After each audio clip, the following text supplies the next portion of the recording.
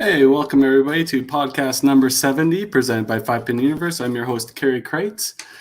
Once again, our sponsor for this episode is All-Star Bowling Sales. We'll run their quick commercial and we'll introduce our guests.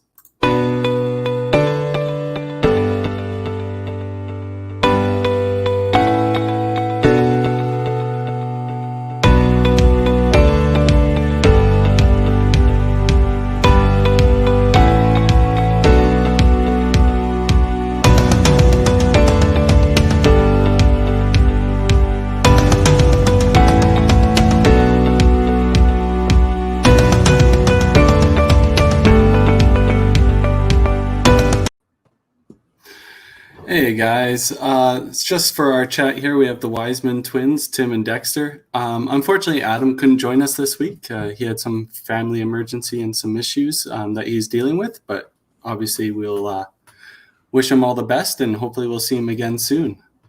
We'll bring in our special guest of the day.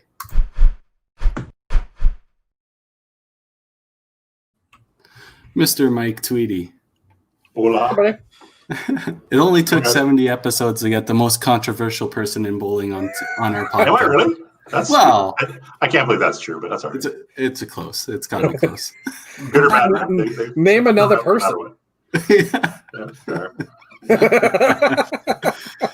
So, kind of our first topic this evening will be a discussion about the WCBT and Mike, obviously a big proportion of Heritage Lanes having to cancel their event for 2020.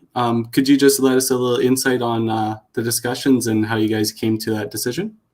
It was, we battled that since March, probably, when we first had to delay it and push it back as much as we could, hoping that things would clear up a little bit and some of the guidelines be relaxed. And it was within the center, we felt comfortable about our procedures day to day, and we probably could have, gone with that. But as soon as you get into travel, and the bigger aspect is probably the state of the sport, and it's I'm kind of heartbroken every couple of weeks or 10 days I see somebody closing up a center forever, and that's hard to watch and hard to see and hard to think about, really.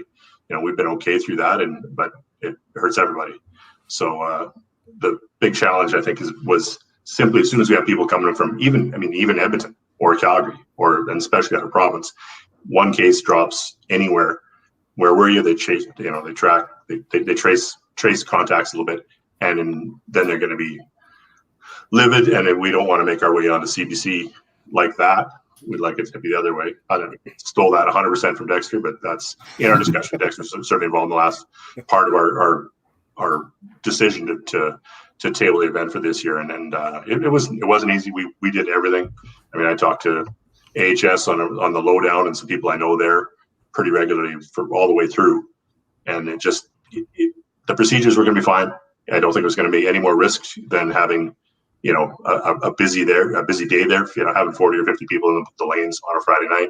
However, as soon as that travel's involved, then it changes the profile, I think, for the whole tour, because then if we can't allow people from Ontario and where the strength of the tour is all across the country, as soon as you have to say no to that, then you become the event becomes not what it should be. It shouldn't be that top end event. It's been such a great year for the entire tour, and the other events ran. It's unbelievable, really.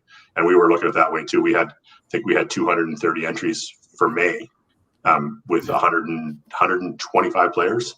So we were looking at that same idea, being 220 players, 220 shifts, and it broke our hearts. It was hard. We waited as long as we can to just see. A few days before we had finally announced on Friday, the week before that, there was an uptick in cases, a couple outbreaks, including one Red Deer. The hospital had a small outbreak, and that's you can't take the risk, and especially for the industry. The industry's struggling anyway, all across the country. That kind of news would be just devastated, I think. So. Yeah. You always got to take everybody's health comes first. Business is definitely a little bit secondary to that, but then the tour is even a third portion of that. You can't risk the business just to run a not-for-profit tour and stuff like that. Even though the events have been as great as they have been, you don't ever want to see a situation come from something that is just for the bowlers. Yeah, and bad press is no good either. So it's that at the end of the day, is the right call for sure. And I think we would have, you run into some stuff, and we don't want to see those types of things. Like I said, we want to work our way back. Next year will be better. We're hopefully, anyway, even the Autumn Open, I mean, we hope they can run, but Calgary's tightening up a little bit right now. And the last bit indoor masks are going to be mandatory come Saturday. Malls anyway, and all city properties, buses, all that. And it's going to go further from there. So I don't think people would want to compete in that environment anyway. And we'll just table it for a year. And so that's going to be the same for Edmonton as well. They've decided that masks are going to be mandatory. And yesterday they announced that it was going to be just public facilities, like city-run facilities and transit. And then today they announced it's going to be all indoor, public, anything, private or publicly owned. It doesn't matter. There are exceptions. Physical activity is one of them. So I wonder where we all fall in with that. Lucky for us, we're in Sherwood Park, so they're doing their mandatory masks for transit and publicly owned facilities on August the 4th. I'm sure that it's going to be all indoor shortly after that as well, but at least we'll have some time to figure out what the other bowling alleys in Edmonton are doing, if they're included in the physical activity or not. So as far as I understand, our counselor out here, Rob Parks, mentioned today that when I was talking to him, August 6th is the date that they moved up their meeting to let us know whether we're going to be following Edmonton. But I know Stacey Weber down in Calgary was mentioning that bowling is in that sports spectrum down there. So if you are bowling, as far as they know, they're going to double check. I mean, there's so many gray areas or ways you want to read about it. But they do believe that if you are bowling, it obviously they think that you'd be okay not to wear a mask. But however, like there's going to be all those rules. Like, so if you go to a restaurant, obviously you had to wear your mask to a restaurant. You have to take it off when you're ready to sit down and eat.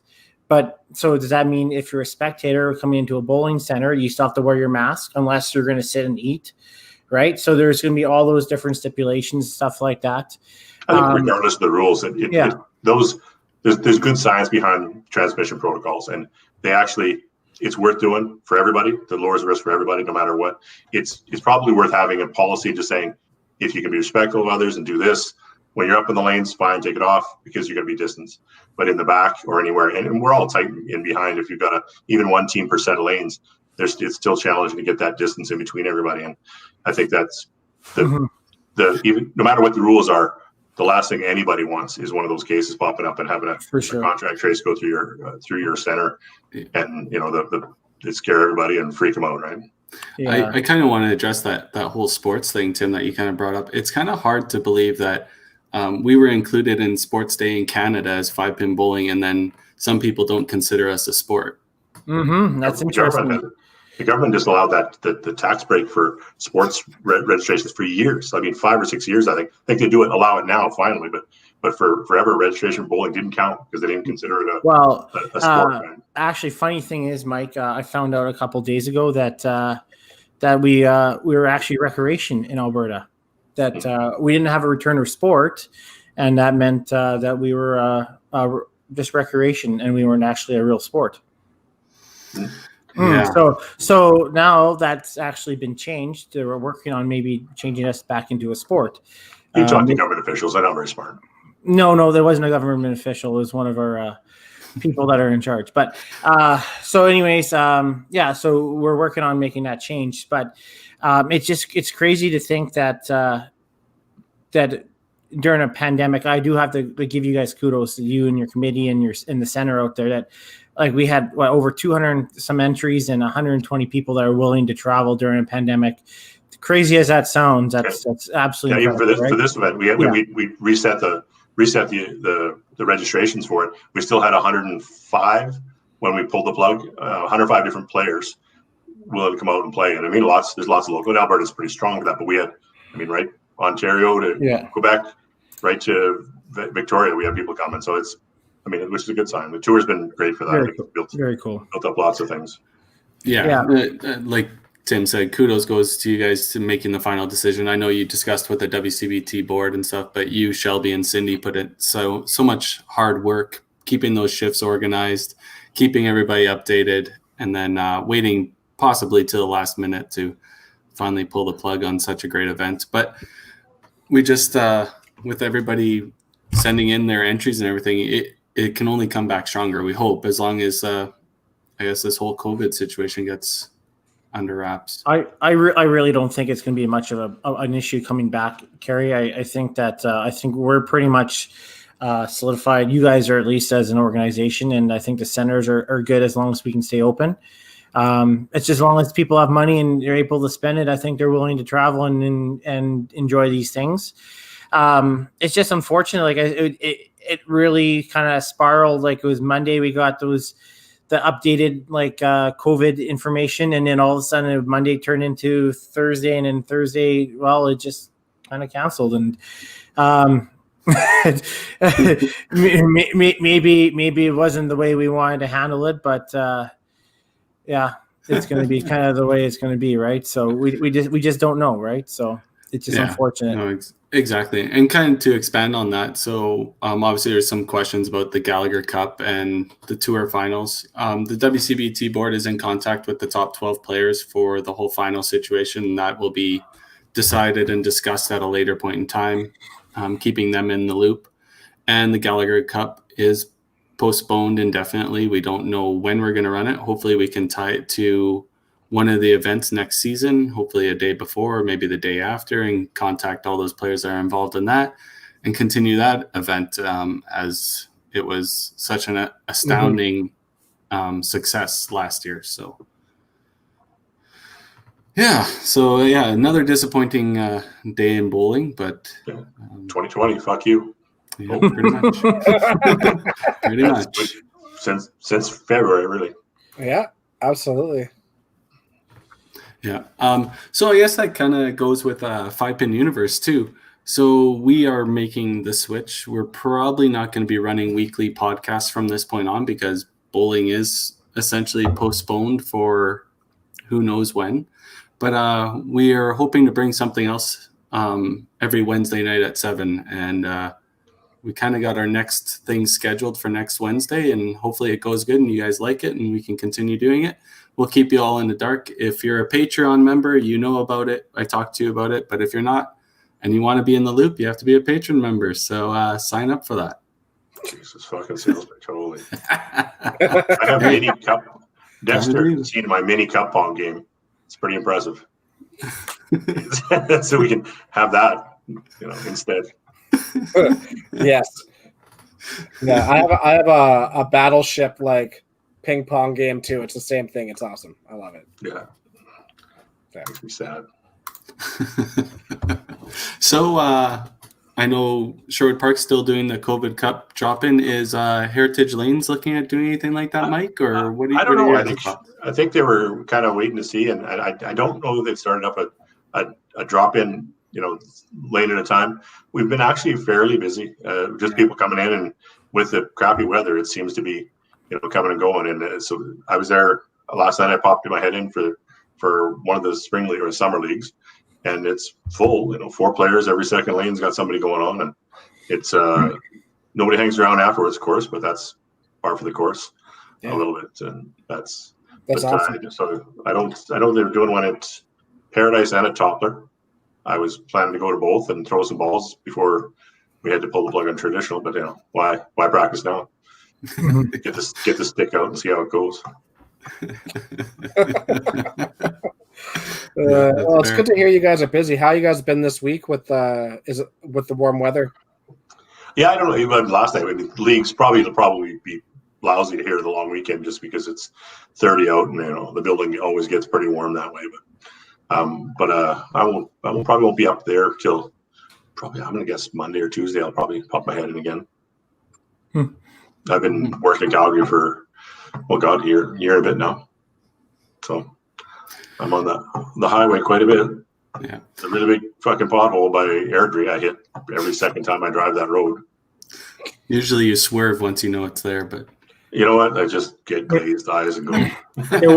Usually when you usually go that fast, you don't notice it, right? Yeah, I thought you usually glide over top of it. I go pretty slow nowadays. I'm like 123, The radar detectors do not work against the newer radar, so you're crazy to be going too quick, and they never pull you over 123 or 124.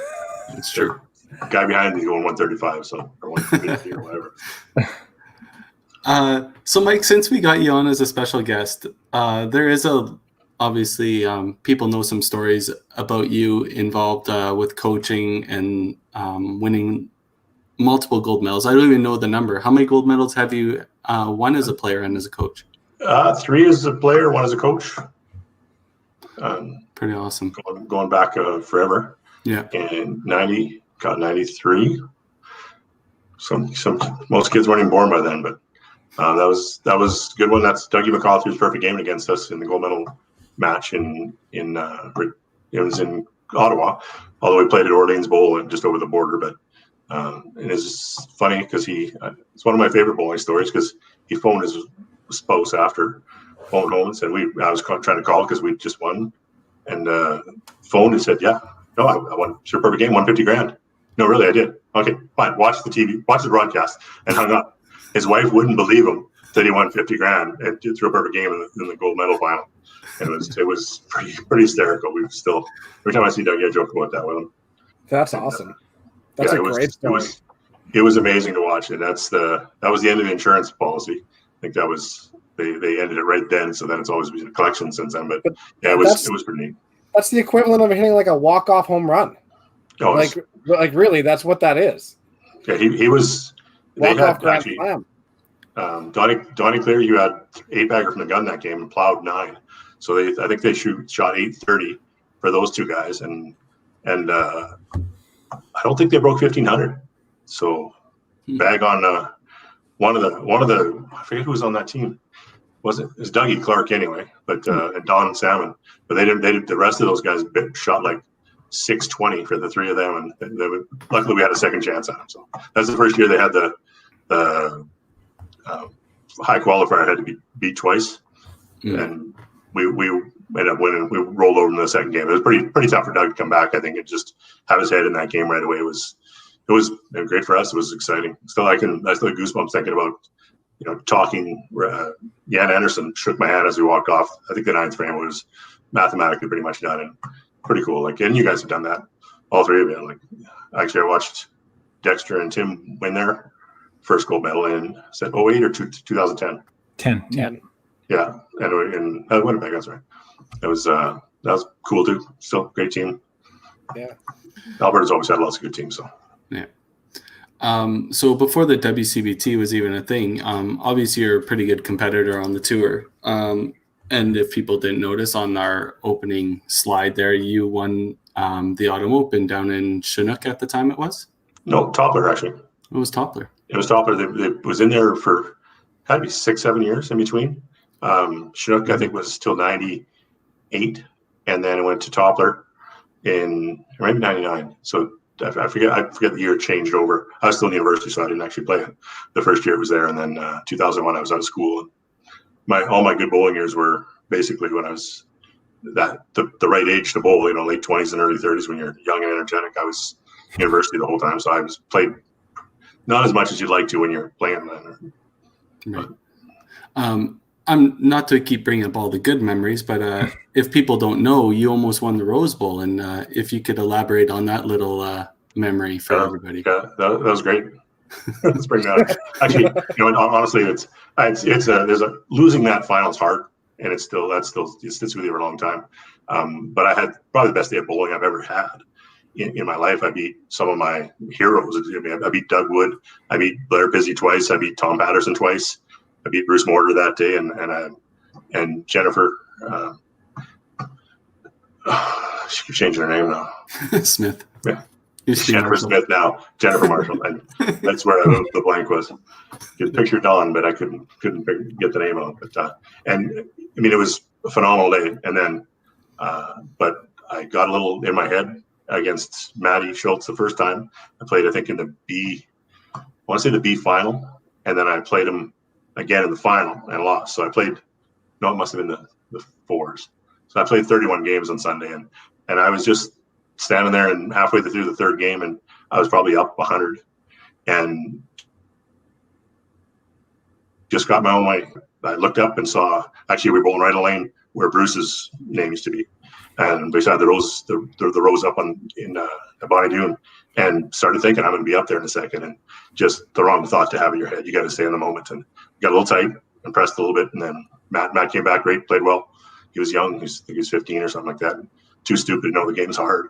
And I remember 7 years later, after he finally won a second term in Regina, he said, "Man, those are hard to win." Yeah, I know. Yeah. The first time was easy, but they're challenging. And I mean, lots of guys have gone through that, and you get in the right spot. And I think I probably averaged 310 Sunday at Bonnie Doon. I just was lights out the whole day. I didn't finish half the games. Both times I played Tom Patterson. We shook hands in 26 frames. It was over, mathematically done. And I was throwing bombs, throwing hard too. That's back when I was throwing harder than Tracy throws. So that wears out. You're feeling it now. And now you use a stick. Yeah, and now I throw with the stick. Montague does not do well with the stick. I took it up there for the all events one year and just got 8 and alive, right corner. Yeah. It does not work at 20. I'm pretty sure we'd be the same for you right now too. Yeah, are you 17-inch centers? No. Just there's just quite a bit of deflection. Is there? I threw okay up at your place last year. Well, you're wood then though. I had a hard time when I brought the stick out. Yeah. I had to actually. I threw 200-300s that day though, except the foul lines were beat to crap in the other lanes, and I had to move to the gutters and throw back in. It was not good. Yeah. Well, yeah, wood is so tough. It's just so tough on the stick. I wouldn't want to do it. There's so many grooves and popped boards, and you're gonna hit every single one of them. Have you played in Anique? There you go. Oh, yes, I did. Yes, that was the time. The stick threw a couple balls at Anique. It was funny. Yeah. You probably still took out the shield with that thing. No, they had the shield down by then. Yeah, they took them out. Yeah, remember that. Continuing with the stick stories, have you ever been kicked off out of a bowling tournament? Yes, not kicked out of, banned from. Banned from a bowling tournament. They kicked the stick out, not me. They just said no bowling aids, which is semi-comical. That's outraged by one of your pals, Mark Johnstone, I think, was pissed off because I was my own fault because I'm a bit of a dick sometimes. So when I beat him a little bit, we were going hard at it. We were close. It's Mark's birthday today. Don't ruin his birthday, guys. No, it's okay. He's happy birthday, Mark. The stick won't beat you again out there. But I think the trouble I came into in the last game, and we were pretty close, and we were both average like 315 or something like that. And I was a little bit ahead of him. In the last game, I found a set of lanes, and I figured out because you bowl 2 lanes at a time, two in the same set. In the last 2, I found a groove in that lane, and I was letting the ball go, throwing about 16 kilometers an hour. And once it got to the arrows, if it was between the middle arrow and the 3 arrow, it was the worst could be is a corner. So I go back to sit down. I watched probably 5 or 6 strikes from my chair, and it did not go over well. funny to me, but yeah, I feel like that the outrage went crazy. And actually, I didn't win the scratch out of that tournament that year. Michelle Manta, from Medicine threw lights out. She threw like 26-20 or something like that.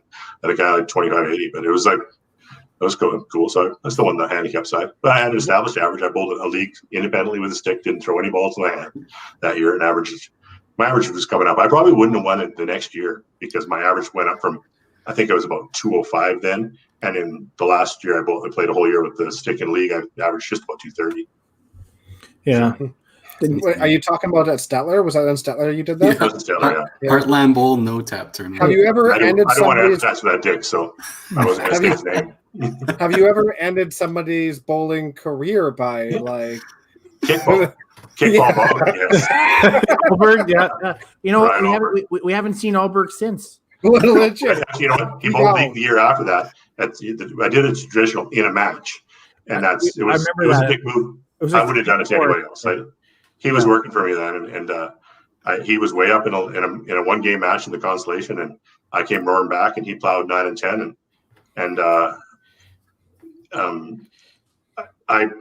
just needed to hit a pin the last frame. And I set the ball down, kicked it, ran it out to the far wall like a soccer goal, shirt and everything, and thought, well, whatever I get, I'm just being an asshole.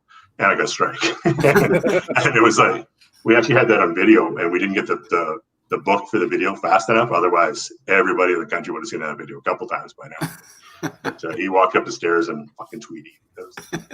Fair enough. And I agree.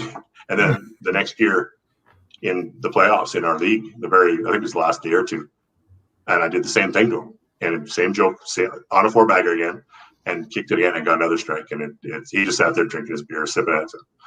Really, really for 5 minutes. And that's it. That's the last time I think he set foot in a bowling alley. We miss Alberg. Yeah. Poor Ryan Alberg. Yeah. You know what? He looks really happy in his life. I'm happy for him, for sure. Yeah. Oh, man. Just one of the many people that disappear from the sport after things don't go so well for a couple of years. He had more things coming around, though. I think it's hard to be, and I'm finding that now. I'm not at a place where I can compete with any regularity. Physically, I'm a lot better, a lot stronger than I was last year, but my shoulders hold together. But to get back to that level, and to not be at that level is just, you lose interest really, really quickly.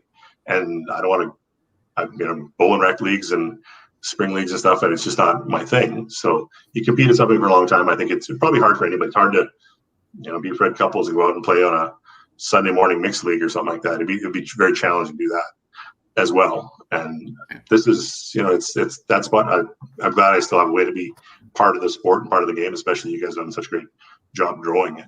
I think the tour is, even though when you announced the tour championship a couple of years ago, I disagreed with the thought at the point. And I'm happily proven wrong because it was the right call. And I thought we should have built for another year, get up to 100 people around, and doing it the way you did it. I think it brought a few people to it, brought some attention to it, and it's grown from there. And I think it was absolutely the right call. And we had lots of conversations about it, but I think it was, that's, you got to step out there and gamble once in a while. And it was a very low risk thing. You post that, and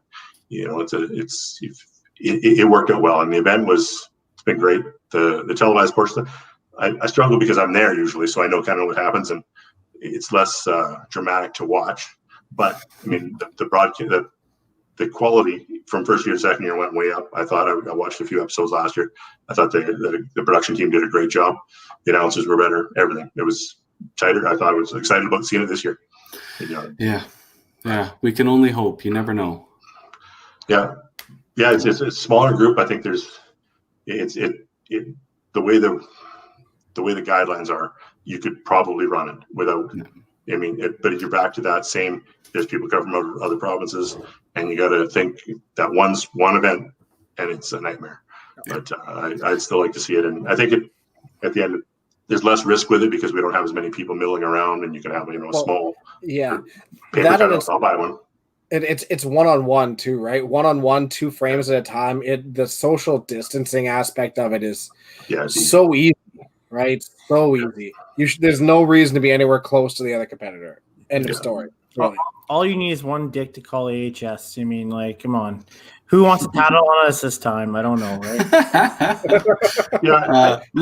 But that's the main reason why we obviously canceled the Gallagher Cup, because that's a team atmosphere. It's 20 players. It's super exciting. Exactly. And if you're in that team atmosphere, especially when it's you're playing the 3-player teams or the 2-player teams, you have the rest of your team right behind you. And the whole social distancing aspect of that would be really, really difficult.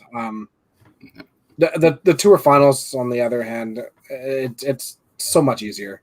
I tell you what, the tour finals really revitalized my love for the game for sure. Because at that point, there was few things that got me super nervous. Even gold medal matches at nationals or whatever. Sure, you're nervous briefly before it happens, but man, I remember my first ball going up and in that filming just being well, sure hope I keep this on the lane. Yeah, and then they ended up going 9-1 against Kerry, so it was worth it. It's something new. I think anytime there's something new, it's something new. It's out of your comfort zone. You haven't done it. It's new, and I know when we first live cast or live streamed the Open Provincials in 2008 when we hosted in Red Deer, and it's funny to watch the technology you guys are running to the Mickey Mouse way. We had to set it up then, and I try to remember the fellow's name from his big cat in Lethbridge. It was Tracy something. Tim might know. I don't know if he might not have known, but he helped set it all, have all the streaming things. So we just had to kind of click buttons. We had hung cameras through the roof panels in Riverside and turned the pictures upside down, and they hung down. You could zoom and the adjustment cameras. It was kind of neat to do, and we thought, well, nobody's gonna watch it. Like, it was like not a vanity thing, but let's try this out and maybe it'll work for something down the road. And then the live stream went down. I dropped out during one of the Saturday morning matches. The singles were already done, so the team matches were playing, and there was 35 phone calls, and we were blown away because we had no idea. There's no way to track it then. We had no idea anybody was watching, and then people were phoning the lane saying, "Oh, what's going on? Where's the live feed?" It's like, "Oh, we fixed it," but it's like I have no clue that many people would be watching. So it's crazy. Yeah. It's pretty cool now. Even when Masters Nationals runs and the Open runs for the Nationals, you can tell as soon as there isn't a live feed going on, people are asking about it all the time. Like, "Oh, there's no live feed. What's going on?" It's so readily available now. Totally hissy fit, right? It's like it's not a bonus expectation, right? And absolutely, and a good one. Like at the end, there's a lot of that when you're not there. It's always been fun. It's fun to watch. You see a few things, and see people and you care about a little bit, and people you've bowled with and known from across the, seeing them win, is pretty neat. And I've had that. You share that experience a little bit more, and some of those things are compelling. I think when you watch when you guys won in 2010, and Bruce was on your team, and I'd won a gold medal with him for best team I've ever seen in my life by far. And to watch you guys play, I mean, and for him, he sat on the bench a bunch that week, and you're not expecting that at all. But for you guys, it was cool because I've known you kids growing up. You were 16 or 17, I think, the first time we met, and we talked about you jacking off in your parents' shower quite a bit. But well, mostly you, Tim. That was mostly Tim. But that it's still, I mean, that connects you to the game a little bit, makes it interesting and compelling too. I think that's whenever you talk about putting something on television or recording something. I always thought that the struggle with the CBC event a little bit and TSN as well was that it didn't have that compelling nature to it. And I always press, I mean, all organizations, we should have put the Open Provincials on, and for every province, because I'd watch all those because I know who won, but I like seeing those matches and seeing those players, and then maybe doing a finale, do a 20-week season and have the finale be the national gold medal step ladders. Each step ladder is a single step ladder, because it was when Allison had lost in Lethbridge in I think 2011, and through aces, second time in her career, she lost the national gold medal singles, getting aces last ball, needing a corner to win. Did that again there, and it was crushing. I felt bad for her, but you watch that, it wasn't about money. It meant a lot to her, and she was crushed by it. And it was that night we sat around talking about it. I said, that's what you got to put out there. That's something that people, they don't need to know a thing about the game or the history or anything like that. You knew it meant something. And I wish at some point we could have that happen. I mean, even if you could, blanket the live stream, but the live stream quality you guys do as good as anything. And if you could film every provincial one and put that together as a package and show it once a week all year, any venue would be great. Obviously, the bigger ones, they're probably looking for content this year, just because. we decided we were running the tour mixers, like the intros that we have we run them on our Celtronic actually, and we get a decent amount of people interested off the street. A lot of them watch it because we don't have we haven't had time to run our advertisements and stuff on there. But our league bowlers, honestly, what have you been doing for 3 months? Jesus.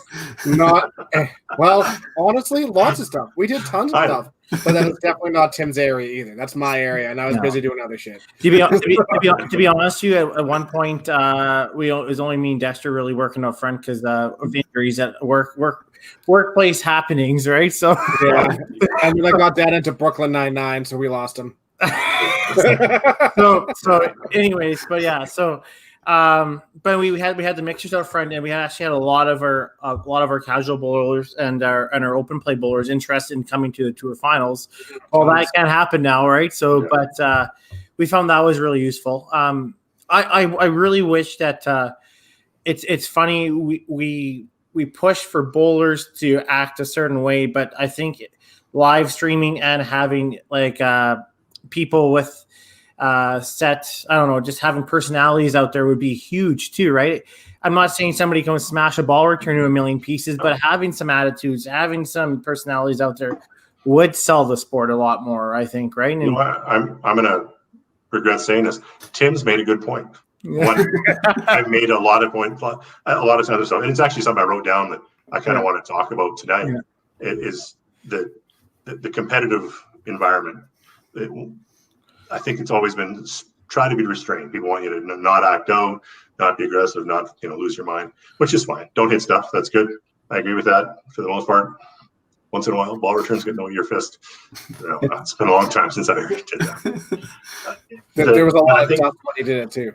But I think I've always struggled with that because you are told that and people, they want that behavior to be X, Y, Z. And I disagree with that because we all come from different competitive backgrounds. I grew up playing lots of other sports. Bowling was sort of my, not a backup, but it's something I did, third or fourth sport down the line. And everything else was physical and aggressive. And I had a mindset built like that from the time I was 11 or 12 years old. To tone that down changed me as a competitor. And when I was, I want to say 20 or 21, I'd come out and I made a few cuts and, done okay. But I decided I was going to be Ken Norris. I was going to be introspective. I was going to have my head down and really just bear down on every shot. And I went from being, angry and kicking stuff to marginal as a bowler because it's not how I was wired. It's how Ken is wired, and he was internally, he's got fire. But that's not how I'm built. And that's not how, you wouldn't ask Gary Baird, who's, he's not going to be over the top gregarious. He's not going to be super loud. If he is, it probably throws him off his own game. And he doesn't need to be. He just throws the ball and he's pretty good. And the same aspect, there's some people you just don't want to, you tone them down. Mark Jackson would be a great example. And Mark is one of my heroes growing up. And he probably at the end of the first year I did that, he pulled me aside at a tournament and said, I can see what you're doing, but you kind of got to be you. Or, I said, be how you need to be. I've said that forever since. And that's an important part. You guys are all watching the baseball game, aren't you? No, I'm listening. No, I totally agree with your thought process on 100%. That. And so, I coach younger guys like that. And if they're angry and aggressive, sometimes you have to be that. I've always been, I have to have a little edge to a little anger to me. Otherwise, I don't have that. I don't know if it's focus or what it is. I kind of just, I don't have the aggressive stroke I need to have. And so I got back to being angry, and sometimes that's over the top and not acceptable. But if I'm not that way, or I'm not towards the edge of that, then I was never any good. And I was much better when I was, that little hostility came through, and I can include the odd fist bump or whatever it is, and get in somebody's face a little bit, respectfully, hopefully, but. Yeah, no, I totally agree. It's something I think we've talked about a few times, but like playing at certain energy levels is, there's definitely an energy level that each player excels at best, or they might have two spots that they're comfortable in. But I think that a lot of people play that little line of aggression, and I think that's super important. As long as, like you said, as long as it's respectful, then that's absolutely fine. Yeah, I totally agree. And it's funny because there'll be days where I'm completely stoic, and then there's days where I have to get myself up a little, right? And it's qualifying is a bit different too. And you can't be in match play for 3 or 4 frames. You can just let that energy go. In qualifying, sometimes it's not that for a few frames here or there. But I've more than once been in the face of somebody who's critiquing a kid for being that way. Somebody who's 17 or 18 or 19, and they're all of a sudden they've got the adults in the room or the people that are running tournaments really on top of them. In youth challenge, that's always been an issue. YBC for sure. And in our events, sometimes we get some people being bitchy about kids that are angry or swearing or whatever. It's a grown-up game sometimes, and it's okay. You got to be how you need to be. And sometimes that's not being aggressive. It's sometimes you got to calm down and be in the moment, but be how you need to be that day. And like I said, actually, that can be one day. It can be you need to be angry the whole day and pissed off the world. The Gino Zebarth rule. He's the most negative human I've ever seen play a game and be good at it. Everybody else I know lots of guys that are that negative and, pissing and moaning and being grumpy about things all day, but they're all shitty. He turns that into something, and I don't know how he does it, because I can't be that way. Yeah, and it's just it's an internal thing. And if I'm that way, if I'm negative, as soon as I get negative like that, I'm done. Like I just don't. I need to be angry and then be done with it. Like next frame, it's out of my head, and that's just Gino's. He's actually an anomaly in my mind. He's always been that way. I shake my head. We think about you see people around him, and they try to take that same mindset on, and they just get crappy at bowling. Yeah, for sure. I guess you kind of look at just about every other sport. There's so much energy used for elation and stuff like that. Like you can take mediocre sports that are coming up nowadays, like darts or even curling, stuff like that. You can see the emotion on them, and they're mad or they're happy. You can see that in bowling. You don't get that, because you get a lot of that. Oh, that's frowned upon. You shouldn't be like that. And it's hard to promote a sport when the mindset is you got to keep it internal. And it's an emotional game, right? And there's like you said, there's absolutely no outlet. You can't smash somebody in the boards or anything like that. But I wonder if we, we do this live streaming. I wonder if we start picking a person for a day, and okay, we're gonna follow them around with a camera and mic them up.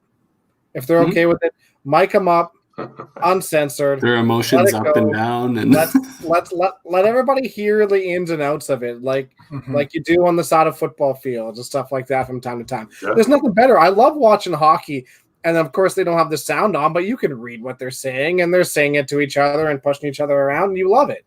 Right? You love that aggression. So, who wouldn't love to be Joe Kelly yesterday? I mean, I would just love to be Joe Kelly yesterday. Yeah, he missed the mark every time. I know. I would love to get 8 game suspension. 8 game suspension's a joke for that. Yeah, he didn't hit anybody. Do you know what? If you saw his Instagram today, I loved him even more. So, I just think when it comes to personalities and attitudes, there's a give and a take. I always believe.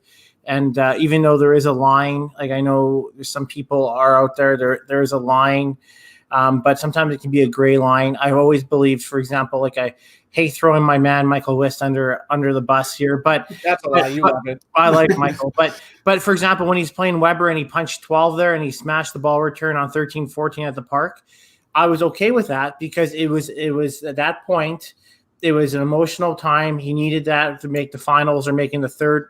Or the B or A finals or whatever like that it was, and but he just had to get there. It was an emotional time. It wasn't like it was a character thing. He wasn't like he was there. It was just part of the moment. Qualifying in that moment, right? It was moment, and and it wasn't like he's that kind of person. He went off and did it, right? It wasn't like it's a repeat offender over and over and over and over and over, right? And then it was over and done with. It was over. But there's certain people that honestly, unfortunately, have that stigmatism. Is hey, he always does this all the time. Yeah, exactly. Mike always smashes ball returns. I don't know why he does it. Yeah. He's not good anymore. He uses a fucking Tim, just to clarify, it's not a stigmatism, because that's something with your eye. Yeah, stigma. Everything. 100% everything. Yeah. All right, you get my point. You get my point. Okay, and I have a stigma. Thank you, HS, for clarifying that. Okay, so that's just a dictionary. It's an English language kid. I don't know. They're probably the one who called the AHS. Okay, thank you. So we wonder how Tim is president of so many associations. Grammar check all day long. I proofread. I have a core group of people that proofread for me. So, but yeah, I mean, if people are continually having outbursts, and that's one thing too, and I think that kind of goes even with the loud at the line, you punch and you're yelling and screaming. If that's happening every 3 frames, it's detrimental to the people around you, and it's a little bit disrespectful. But I mean, I get it too. You're not hurting anybody. It's a gray area and it's a line, but If you're constantly having outbursts, then yeah, like Yeah, difference between game 3, frame 3 versus plowing on a 6-bagger going home and needing the first strike. Like that's where you wait. Yeah. When Michael gets gets burned and loses the match, I get it. And sometimes it's so out of place, it's absolutely hilarious. I was sparring in the Tuesday match play league one year, and it was I think it was the first time I was subbing in it, and I was facing an older gentleman in the league, and it was sorry. Say his name. Call him. Okay, his name was Jim. Okay, I'll give him the first name. His name was Jim. Last name started with an F. Anyways, he goes up in the very first frame, and he punches, and he comes back and booted every ball off the rack. And first frame of the night, and I couldn't stop laughing. I just sat there and just held my side and laughed hysterically, and then crushed him. Way to beat the hell out of an old guy in a Tuesday night mixed league. Nice job. You got to tell the guy he needs to know you can't start there. Because where do you go? Like, burn the place down. That's where it's at. Actually, years back, one of the years I was on a mixed team, we played Curtis Deering and the group from now. Actually, Kara was on his team that year too. We were playing in Fort McMurray, and they had soft belly duck pin upstairs. Actually, crazy, you're on that team. And and in between, we had a bye. We had a lunch and then a bye, and we went upstairs to play a game of soft belly duck pin, and we were throwing balls. And Stephen Lurcher, a good young player from Calgary, not young anymore. He's probably in his 30s, isn't he? But anyway, good thrower. He's up there, and he was their alternate, emergency alternate. So he came up there, and he's going to throw with us. And he threw a double, which I thought was great. We had no idea how to get the pins down. And then he throws the third ball, gets roasted for like a 4-pin, and he just hoofs the ball rack. Just hammered it. It's like, and I had no idea. Like, we don't even know how to. Curtis and I both looked at it like, what the? We had no idea even how to knock pins down. And he's absolutely hammered the ball rack. And I was like, boy, like good work. And I think that might have been his rookie year on the Open, but it was hysterical. But it's just out of nowhere. Like, there's no reason for you to be upset about that. It's two things. It's practice. We're dicking around in not even competing or throwing anything in a game we don't really understand. But I like the anger. It's good passion. Yeah. Oh, exactly. Yeah. All right, Mike, we're going to move on to some special guest questions here for you. Great. So you had mentioned Mark Jackson, but who was your mentor growing up? Good question. Probably Wade Harris, actually, owner of Olds. He actually used to own. He started Heritage with Greg Igler back in the day, and we worked in the Gibson's Westbrook Bowl. That'd be another one of my not a mentor. He's a little bit. He wasn't ever a bowler, but Greg Mr. Gibson, Ken Gibson in Calgary, brand that's at Elaine's now. It hurts me when I drive by it now because it's like a spa lady or something, some sort of fitness place. But we grew up working there like lots of bowlers did for years and years, and that was one of the spots you kind of get into that competitive mode. Wade had a very short career as a competitive player. His body kind of broke down. And he bought a bowling alley and made that mistake. And it just took up his time, and the business part of it took over, and he's good at that. And then so he kind of packed his bowling career in fairly young, but he was where I started there. And beyond that, Stan Black is one of my idols growing up. Guy I probably learned a lot just about how to be. When I was 18 or 19, you start bowling those leagues with, I think, Larry Ellert and all the guys from Calgary. We used to pot bowl Saturday afternoons. That's how I learned to play for money and play under pressure. Was you throw $10 on the table against guys you respect a lot, and Dave Alexander and Aldo Serblin, and actually Aldo just passed away I think a year and a half ago. Sim would come out once in a while, not very often. He didn't seem to like playing cash. He had lots of money, so he didn't care. But that fire is how you learn a little bit. And the first time you start, you lose some money, costs you some cash. Kevin Holdsworth and I did that for probably 2 or 3 years after we came out of YBC, and it made a big difference. I mean, you start throwing in matches then under pressure. You felt it before a little bit, and different pressure. It's not for $1,000; it's for 50, but it's against people you want to beat, and they're going to ride you when you don't. And that's that's a good experience to have for sure. For sure. You mentioned quite a few names that are legends in the sport. It's pretty neat that you had that experience with them. Yeah, I got fortunate when it came out. Actually, when you go back to the old bowling stories and your history through it. First tournament I ever made the cut in was in Kamloops, and I got to play Frank Levine twice. Actually, I beat him on both sides, and it was amazing. And then I lost out after I beat him the second time, and I sat and talked to him for probably 2 hours in the lounge, having coffee, just sitting there. And it was later on you start to appreciate what that means, what Frank meant to the game a little bit, and people that knew him. And I knew he won the Autumn Open 3 times in a row, and the format of that tournament suited him a lot. And it was neat to win that tournament later, be able to kind of have a Maple Leaf up there as well. And that's been a cool thing. And Frank was unbelievably generous man. Like, he was phenomenal. He couldn't throw the duck pin by then. He was throwing a big soft hook or a big curveball, right? But he was still a competitor. Got in there, and Blair Pizzi, I grew up idolizing him. He won the Open Nationals first year. We're just came out of YBC, and got to see him in lots of tournaments. And he's a great competitor. Got to be on his team in 2005. He was phenomenal. Great leadoff, most positive guy I've ever seen in my life. He'd throw a ball that missed by 4 boards, and he had an arm out, waving a finger. And it's like, dude, that was never going to hit the middle. But it was going to be. It was a good ball though. If it hit, it was going to be a strike. Probably, but you missed by like 5 boards. You nearly punched 3. But he was a phenomenal player in the game, and a guy we kind of missed having out. I know he had a lot of impact on lots of players in Saskatchewan, and sponsored guys coming out. Some of the younger guys back. Through the years, probably generation of them, really, for 15 years, he would, guy needed money to play. And I took some of that. Colin Keir, another fellow from Calgary, was always a great competitor, threw the ball hard. One of the years I was in university, I wanted to play the Open, but, money's tight. You're going to school full time. And he just said, "You want to play? I'll pay." Just didn't even give a second thought to it. Sponsored me in it, Colin was always phenomenal that way, and did that with more than just me, I'm sure. But it meant a lot to me, and kept me in the game a little bit when I didn't have the money or really the time to dedicate to the game for 8 years. Really, there was lots. I did play a few tournaments in there as I went through university, but it always, you can't dedicate that time. You kind of need to when you're learning. As you get older, I don't know if you need to be out there as much. Or now I'm starting to say maybe I got to practice more, but I was never very good at practicing. So fair enough. What's your favorite tournament?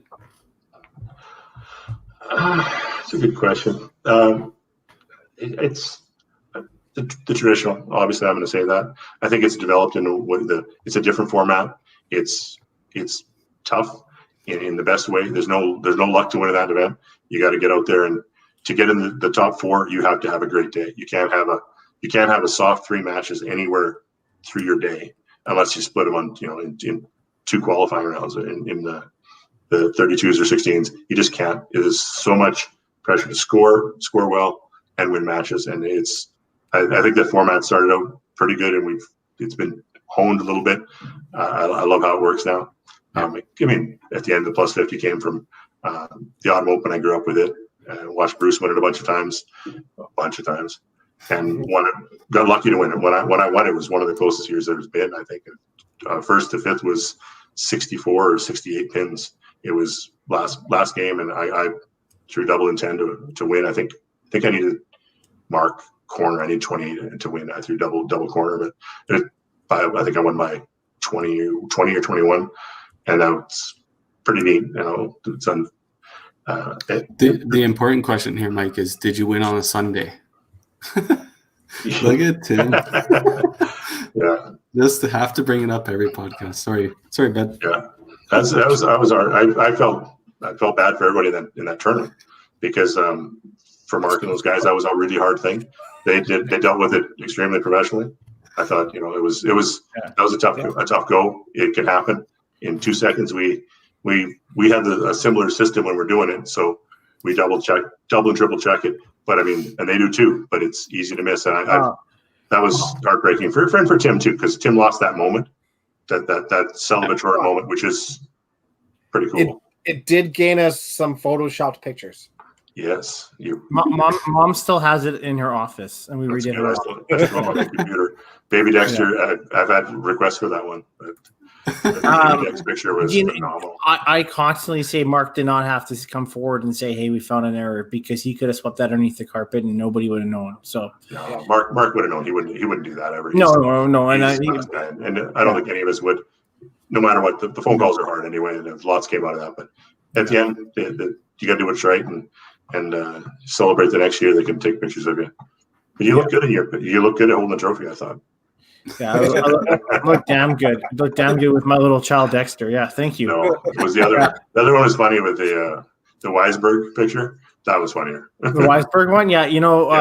So we did that, and we were all huddled around Thursday night watching it because it was Schultz was going to be on as athlete of the week, and then in the back lounge, and all of a sudden I see my name pop up as Weisberg, and I shut that fucking thing off so fast. and then all of a sudden, Jeff Young posted, I'm like, I am screwed. Bing, bing, bing, bing. I'm bing, bing, bing, bing, bing. I was like, Schultz is like, whoa. I was like, don't even worry about it. You'll catch it. I'm recording it. You can see it later. The Weisberg was not. It would not be nearly as funny, except the look in your face was just retarded. Like, oh my god, it was not good.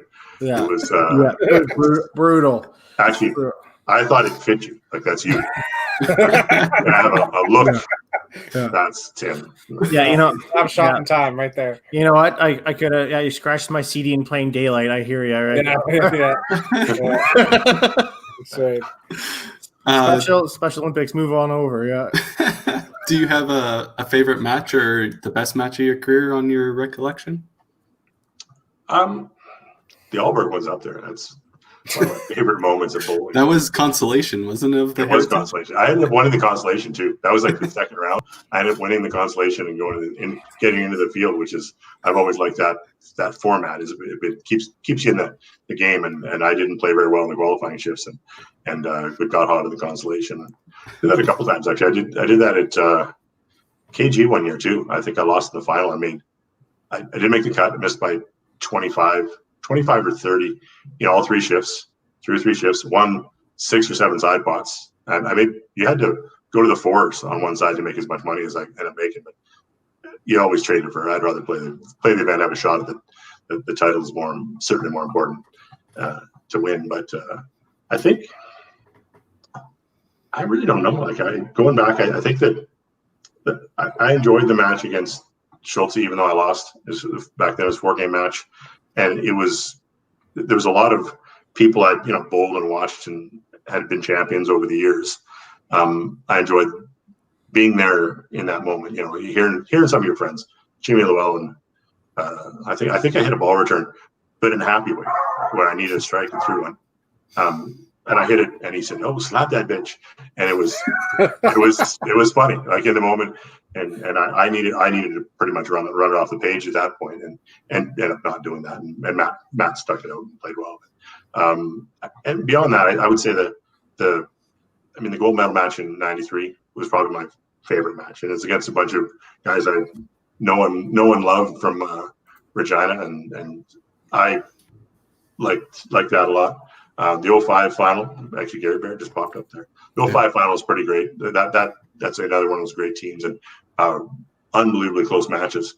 And it came down to Lawrence Fobert from Red Deer, phenomenal player. His son's now a phenomenal player, both multinational champions. And I don't think there was more than 35 points between the teams. We played BC.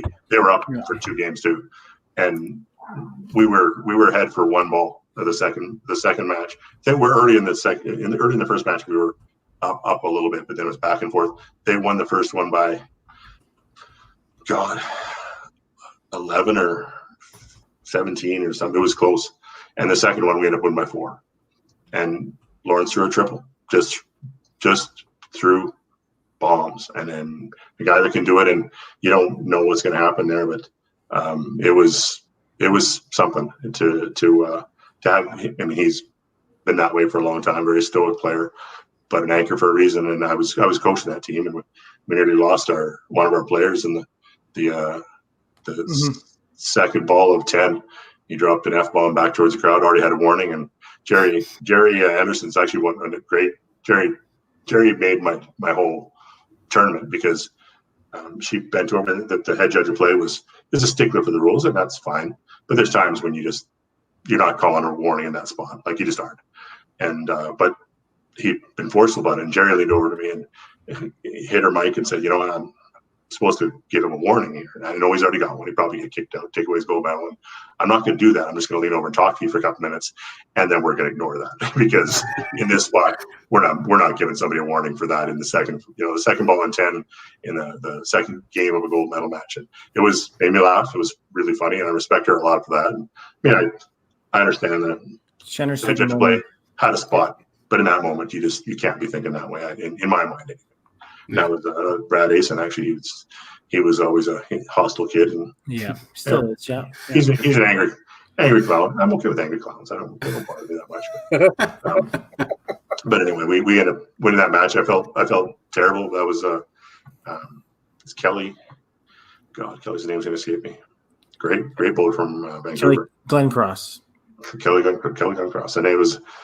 I mean, also a real good team. Mike was on that team, and Kelly, he got tight. I mean, at the end, I think a chop off's hard under normal circumstances, and he had a chop off. They both had triples going in, both through the first strike.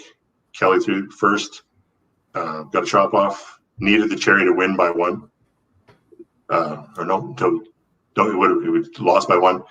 Kicks back, it would have won by. They would have won by one. And or if he spares it up after Lawrence, but he let Lawrence through the second and third ball, and I think it might have been a mistake because he had a little more time to think about it, and it's a hard shot anyway, right? And for sure, Lawrence was known for years as the workhorse. I felt horrible for Kelly because it was crushing. Like you could feel it. I'm glad. I think a couple of years later in 2007, I think they won. I believe he was on that team, and I was happy to hear that they won because it was a hard thing. I mean, he carried that a lot. He didn't need to. They had 2 or 3 guys in that grouping go south, and I think one of the guys ripped a 3-pin, went through the hole on a strike, and I mean that ends it. If he just floats one in the pocket, the second ball, he's fine. But that's tough things to watch, but phenomenal matches, like exciting right down to it. So, Mike, I remember my first tour cut was against you in Collingwood, and I remember I whooped your ass. I remember it was on 15-16, I think, at Collingwood. I think I beat you with a 6-15, I think, triple. 6-15, I shut you out. Big. Yeah, it was huge. It was huge. Touch.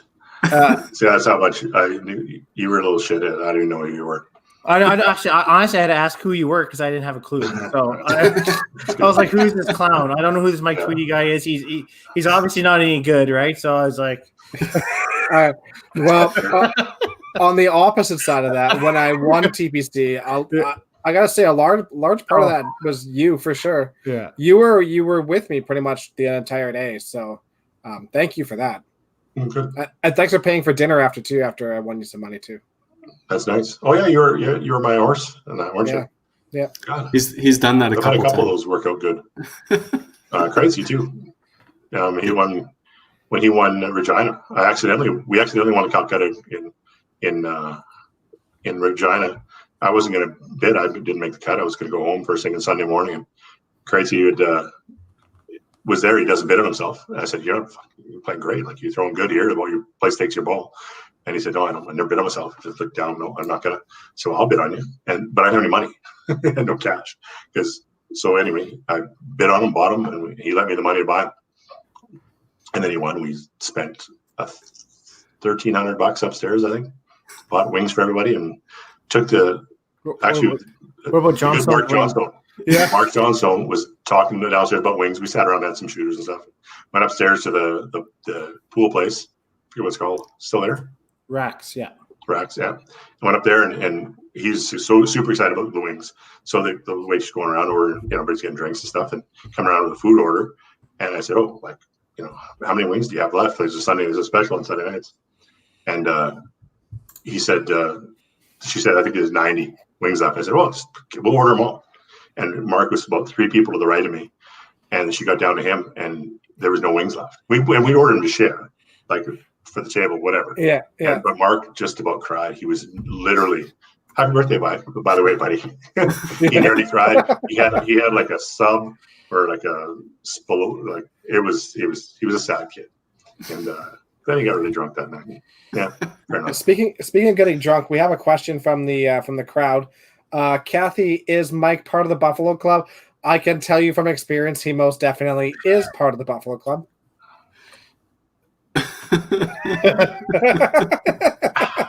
Isn't that right, Mike? I am. You know what's funny about that, Kathy and Dexter? The screen's reversed, so that is actually my left hand. See my watch on it? So Kathy can drink her drink. Yeah, that's a drink to you. That's actually funny. Good eye, though. So, Mike, can you hear me? They do that intentionally, don't they? They mirror it so you're not looking at yourself weird. Is that right? Yeah. It's mirrored when you're on this, and Carrie's still dead. I've had a couple bad buffaloes in my life as well. Dexter's one of them. That has to be the worst buffalo. It is the worst. I've never watched a grown man go from like sober and normal colored. Drunk. Yeah, like sober-ish, normal colored to like white, can't walk, goodbye. Black puke all over Eisenhower's towels. He thought it was funny until that started happening.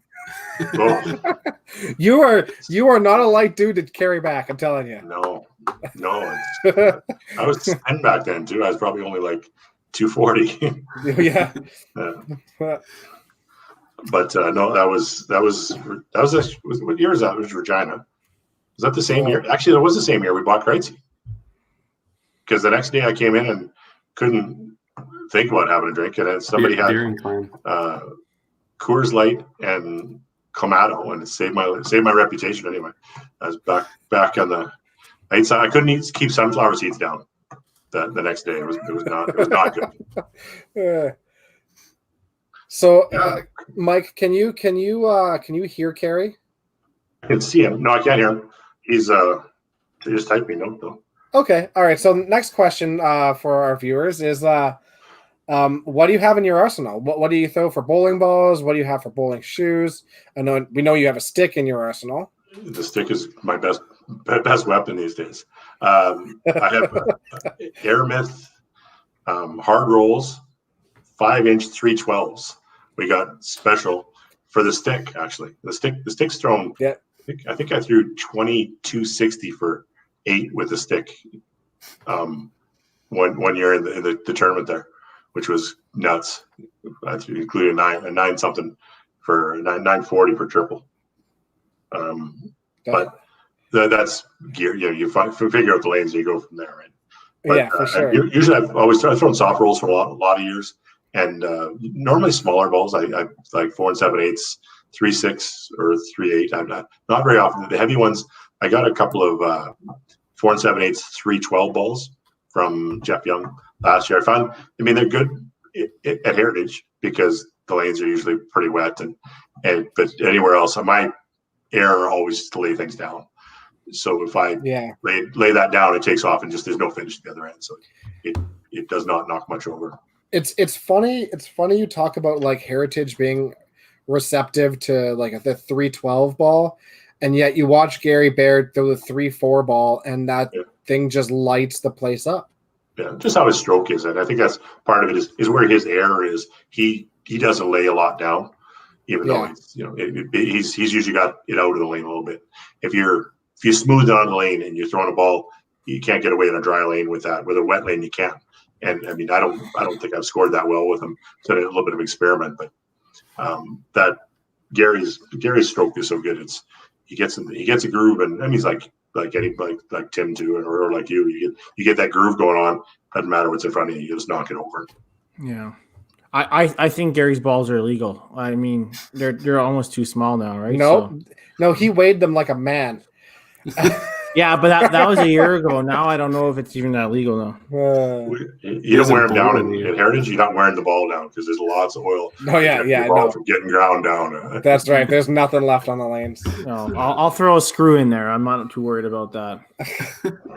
So, Mike, what's next on your bucket list? What do you have left? Is there anything you want to win? Like, what's left out there for you to accomplish?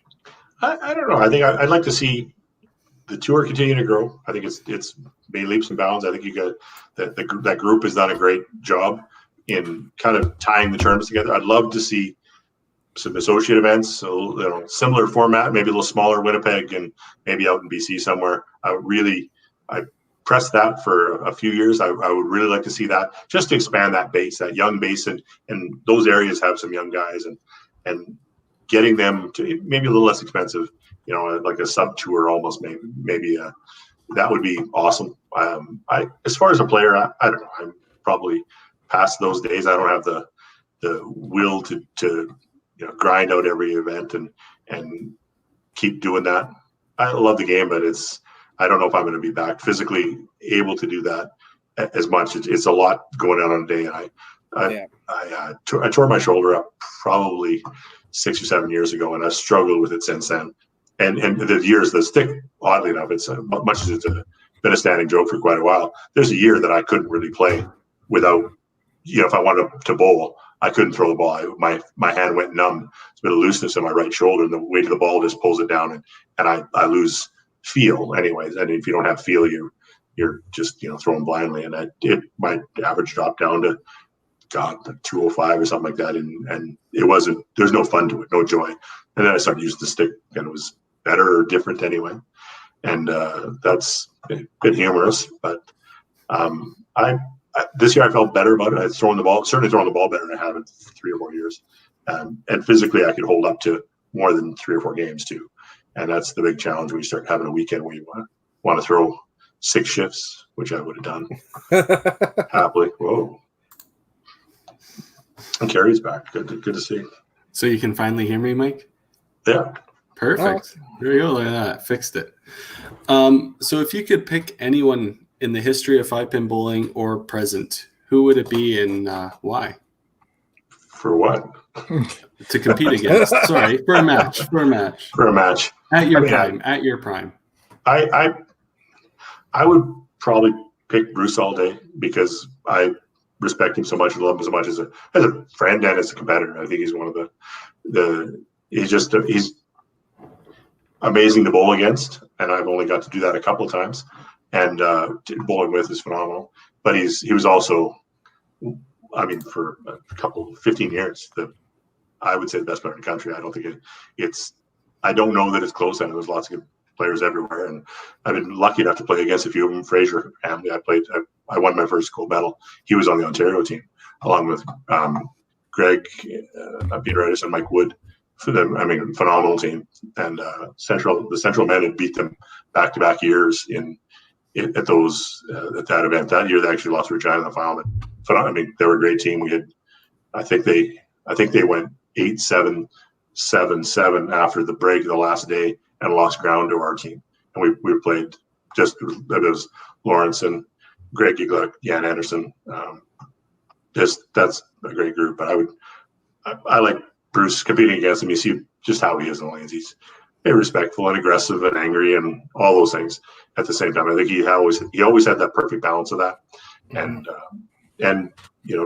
certainly have to sit and have a Caesar with you afterwards. I saw him the last one in '98. He lost the single step ladder, and he went outside and punched the wall, and he was just hostile because he really had forced a couple of shots and made some bad shots, and then he was done with it. He was good. He came back and cheered on and celebrated the winners and stuff, and that's always how I thought you should be. I aim for that. Yeah. Sometimes I cuss a little bit more than him for sure, but that's part of life too. He's just quieter, that's all. Yeah, that's probably true. So, had better hair too. Wow, I don't know by that cover picture we had. I don't know if you can claim that. Fair enough. That's a good hair. That actually is. Brett had made a comment. Brett Henderson made a comment about that earlier. I actually did that. I grew that out for 4 months after that picture. I don't think I have any good shots of that. Oh, yeah, there it is, spectacular. And if you don't realize how long that is, I was halfway down my back. But I actually donated that. We did that cut for the cure at the Westerner that year. That was months later, and we cut off. I think the shortest it was 14 inches long. And anywhere, it was gross. It was. If you ever want to find somebody who likes AC/DC or Metallica, they were all over that hair. Helix. You got Helix in your car right now, don't you, sweetie? Oh, that's awesome. Is there any other topic you guys want to talk about before we wrap this podcast up? I think there was one more question. Sure. Yeah, with the guest questions. Come on, Carrie, get with this. That's Adam's position, and unfortunately, he's not here with us this week. So, if there was one thing that you could change in the sport today to promote it, to further it along, what would that be at this point? It's a deep, dark, good question. I mean, I think the obvious answer is exposure. I think that's a hard thing to do. I think when people see the game live, or they go into an event and watch some of the singles matches and team matches, we've seen it for years and just know it's there. That intensity, that passion is there. To see that exposure, but there's no simple way to make that happen, and that's an unfortunate thing. You think in the media environment when there's 14 million channels, the challenge we run into now is that when I grew up anyway, and I mean a little bit less for you guys, video games weren't a thing. So now people want to compete and have a competitive environment. They can do it in the basement every day, and for cheap, relatively cheap, and that's certainly hurt our sport. It's hurt every other sport in the country. Baseball is down. I mean, all events. Hockey's kind of held its own, I think, because we're in Canada. But I think around the world, you see a lot less of that. And there's, that video game online presence is there, and it's gonna be hard to battle that. Currently, that's really hard to battle because that's what people are okay with doing, or it's okay for them to do. I really don't know. I think that constant exposure, and if we keep pushing that way, keep trying to get that somewhere. Like I said, the broadcasting the provincials, just tape record, tape delay them, show them all year round as a series of events would be great, because even competitive bowlers, even though you know who won or who's going on and going to nationals, to see the moments in those step ladders are phenomenal. There's always something really compelling about them, and watching people play and have their hearts broken. One of the years I want to say it was Fort Mac, Lloydminster, and Nancy Gervais from Red Deer was in the stepladder, and she'd been there a lot of times. I think at that point she'd been in the stepladder 16 or 17 times and had never won. And I think she lost the final to Tara Sites, and she was crushed by it. And it was hard to watch, but in a good way, sort of like you just know how much it means. And I think when we talk about in the past when we were bowling for TSN, the error they always seem to make is they spend a bunch of money making the event, but the prize money was sort of silly. They're playing for $50 a frame and things, and just comically small money. And I think if you show somebody in the same match, same exact everything, but they're playing for pride, or that sense of you can say this person's been here this many times and they're right on the verge of winning, and then it gets taken away from them. That's compelling versus not life-changing money, or not even substantial money. I mean, it built up and lots of guys make cash, but it was the dollar part of it gets in the way of the compelling part of the game and the sport and the passion that everybody has. I mean, we see it all the time. And when you see the open events in the Masters, and I mean, even in the cash tournaments, yeah, the money's great, but it's not about that usually. It's winning those events and losing those events are hard. I mean, losing, I lost to Art in the final of our tournament one year, and it didn't break me, but it hurt. And we went and had a beer afterwards, but that hurt, losing that final, because you don't get that many shots at that. And then to be there and be right on the doorstep of winning and not then have it taken away, it really stings. And that's, like I say, you go back to it, that's compelling. I think that's what Tiger Woods always displayed. I mean, he was a phenomenal golfer, but win or lose, he was there. He was in the moment, and when he won or lost, it hurt. It hurt when he lost. And you could see that in him. And that, as soon as you show that part of it comes across. And I think when you show that passionate and that in-depth part of it is people will tune into that. And I can't. Our game is unfortunately a little simpler, or seems simpler. It's not curling. There's not the strategy part of it isn't there as much. You're going up and bowling, but the moments are there. The compelling characters are there for sure. And exposing it to the world has been one of those things that we've been talking about that for 25 years. And I don't know. There's no easy solution for it. Unfortunately, it's finding the right guy somewhere that says, "Hey, wait a minute, that's cool." Again, I promote that to all the associations across the province or across the country. Is let's get good camera crews out and do a really good job of recording and lighting up our finals and our provincial singles step ladder, because that's the easiest format to show. It is the only reason. I think the team one's amazing, but hard to follow. Middle of a game, it's hard to see who's up or down. But have that, and then have a good crew, 2 or 3 people go in and lay some voice over top of it and pitch that to everybody. Or just start showing on the web until some of the broadcast guys take notice, or they don't. Put it here. People will tune in. And as time goes on, I think you see people from across the entire country that are competitive and have that great passion for it. Even when we lost in a couple of years back in Ottawa or Quebec, it was tough to watch. But out of our losses during that event, we saw some people I played with and competed against do great things. Brad Glenn, being in that, it's just like he threw bombs to shut us out and end our chance of winning a gold medal and getting the step ladder. And it's like I tipped my cap to him. It was hard. That moment was hard, but you have to respect that as a competitor. He wouldn't lay down for it. We're good friends. The year before he's on our team, he wouldn't. There's no way he would do it, and I would lose respect for him if he did. And that's something that's just part of the integrity of the game. You got to protect the field, and it was something. It was cool to watch. It was like, broke our hearts a little bit, but we had everything else work out for us almost. But but you got to respect guys that do that, and that's part of the sport. Everybody's done that in different scenarios. On the last day of the Open Provincials, that happens every year, where you could just phone it in. Your team's had a bad start, and you got 2 matches to go, and you could care less. But that's not what it's all about. It's about protecting the field and competing and making people win or lose. You earn it. You get past it. And for Alberta, the reason I think the men's side has been so strong for so long. We probably won 40-some% of the national team titles in the Open anyway. Since it started, that's an amazing record, and it's partially because you win here. You should be right in the mix at nationals, because you always, for decades, we had 5 great teams here, and then now it's a little tougher. The North and South zones aren't the strength they used to be.